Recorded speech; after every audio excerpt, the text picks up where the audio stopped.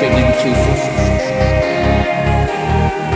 តែពេលខ្លះឈឺដូចជាគេយកកបិតបញ្ចាក់ទាំងរូបឈឺ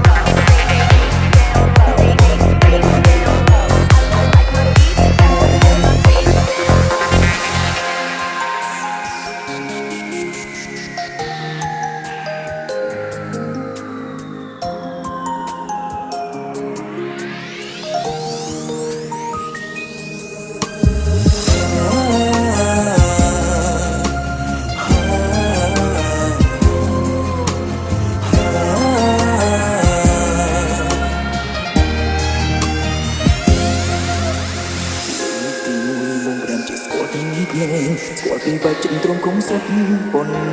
ណាគូចំណាំចាំញញៀតខ្លាចក្រៃរងអើយឲ្យរៀងចាំលែងហ៊ានរំលឹកទៀតហើយហើយក៏ដូចធ្វើចិត្តកាត់ក្តីស្រឡាញ់ខ្ទប់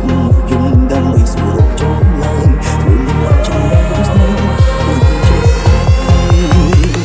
បានជាចិត្តសំបបេះដូងបងកប់ស្អប់អស់គឺមិនបានទំហំស្នេហ៍ជួនពួកកាស្មានរបងរងជួយលើកកងជើងលើកកងដឹកសោអាត់មក